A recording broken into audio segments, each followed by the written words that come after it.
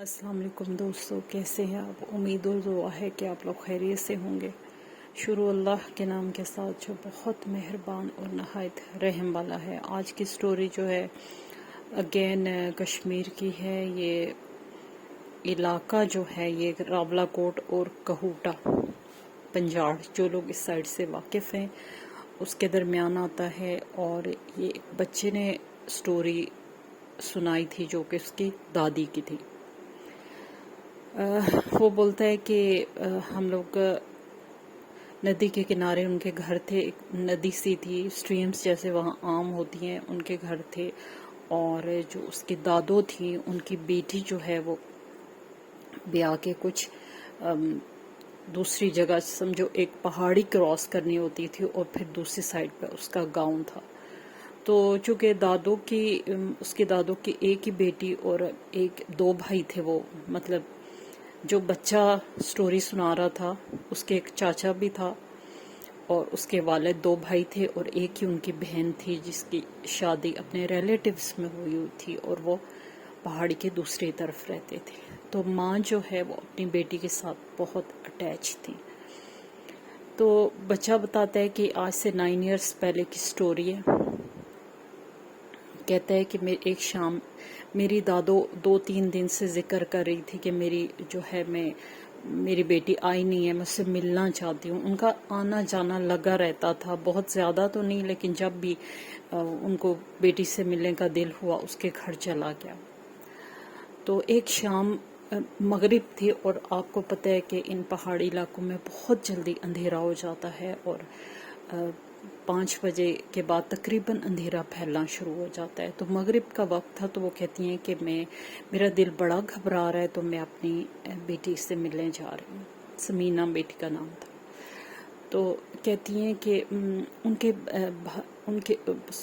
वालिद साहब ने, उस बच्चे के वालिद साहब ने भी और दूसरे, चूँकि जॉइंट ही थे, अपने अपने थोड़े छोटे छोटे पोर्शन थे कि घर के अंदर, तो वो उसी में रहते थे। तो उन भाइयों ने कहा कि अम्मा जी इस वक्त ना जाएं, बहुत अंधेरा हो जाएगा और आपको जाते जाते, क्योंकि पहाड़ी से ऊपर जाके फिर नीचे उतर के उतराई में जाना था। उनकी रोड जो थी वो रोड रास्ते में आती थी लेकिन रोड उस घर तक नहीं जाती थी। तो उनके भाइयों ने मना किया कि आप ना जाएं। तो उन्होंने कहा कि नहीं, मेरा दिल बहुत घबरा रहा है, पता नहीं वो ठीक है नहीं ठीक है, काफ़ी दिनों से कोई खैर खबर नहीं है। काफ़ी सबके मना करने के बावजूद वो चली गई। तो जब वो चली गई तो फिर क्या हो सकता था। खैर दूसरे दिन वो वापस आई। कहते बच्चा बताता है कि मेरी दादो वापस आई। वो बहुत खामोश थी और वो किसी से कोई बात नहीं कर रही थी और वो बिल्कुल ठीक, मेंटली फिज़िकली बिल्कुल फिट थी, यानी कोई बीमार नहीं थी और इतने आराम से वो चढ़ाइयाँ चढ़ लेती थी। ऐसी कोई उसमें उनकी सेहत में कोई डिफेक्ट नहीं था। लेकिन जब वो घर आई तो वो बिल्कुल खामोश थी और बहुत ही सबके लिए हैरत अंगेज था कि एक बंदा नॉर्मल से बिल्कुल ऐसा हो जाए। और जब वो किसी की तरफ देखती थी तो ऐसे लगता था कि वो पहचान रही हूँ कि ये कौन है। और जब बेटे बुलाते, कोई बहू बुलाती, पोता पोती कोई बुलाता, तो उनका सेम रिएक्शन था, जो सबके लिए बहुत वियर्ड था। और उन इलाकों में ये चीज़ें बहुत आम होती हैं, लेकिन जैसे सिम्टम्स होते हैं कुछ, और वो सिम्टम्स कोई नहीं थे, बस एक चुप और खामोशी थी जो सबके लिए बहुत वियर्ड थी। खैर उनके भाई ने अपनी बहन से कांटेक्ट किया और उससे कहा कि अम्मा जी जो है तुम्हारे पास आई थी और खैर खैरियत है तुम्हारे घर में, कि वो वापस आई हैं। तो जो है बिल्कुल भी, ये दूसरा दिन था उनकी वापसी के बाद। एक दिन उन्होंने देखा और दूसरे दिन उन्होंने अपनी बहन से चेक किया तो वो कहती है कि माँ जी तो मेरे घर बिल्कुल भी नहीं आई। तो वो भी परेशान हो गए और भाई भी परेशान हो गए। वो कहते हैं, उससे पूछते हैं क्या कह रही हो। वो तो हाँ गई थी, लेट गई थी, लेकिन सुबह आई हैं और आके कुछ हम पूछ भी रहे हैं और कुछ भी नहीं बता रही। वो कहती है मेरी तरफ नहीं आई। सबके लिए भी बहुत वियर्ड था। और کہتے ہیں دوسرا دن گزرا، تیسرے دن شام کو ان کی ڈیتھ ہو گئی. تو یہ سب کے لیے بہت زیادہ صدمے کی بات تھی. ہے بہن کو پتہ چلا، وہ آئی اور ان کو دفنانے کے بعد سب جب لوگ آپس میں باتیں کرنے لگے اور اس طرح آپس میں ڈسکس کرنے لگے کہ ان کو ہوا کیا ہے، بہت سڈن ڈیتھ تھی.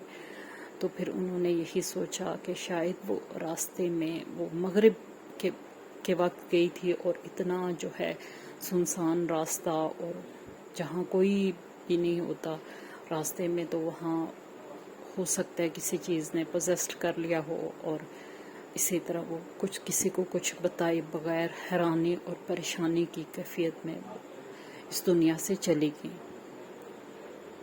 تو وہ بچہ جس نے مجھے یہ بتایا وہ بہت کنفرم اور شور تھا کہ میری دادو پر کسی چیز کا اثر ہو گیا تھا.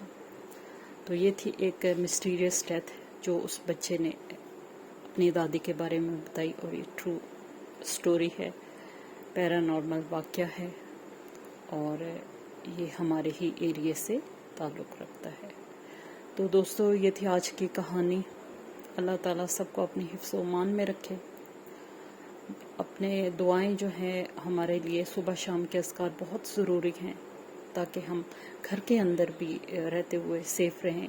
میں خود اپنے ذاتی طور پر جب میں اکیلی ہوتی ہوں میں بہت سی چیزیں محسوس کرتی ہوں، اور کوئی سوچ بھی نہیں سکتا کہ اتنے گنجان آباد شہروں میں اور اتنی جگہوں میں اس طرح کے انسیڈنٹ ہو سکتے ہیں. تو الحمدللہ کہ صبح شام کے اذکار کرتی ہوں، اور آپ لوگ بھی کیا کریں تاکہ اللہ کی حفظ و امان میں رہیں. اجازت چاہتی ہوں. خوش رہیں، دوسروں کے لیے آسانیاں کریں تاکہ اللہ پاک آپ کے لیے بھی آسانیاں کرے. آمین.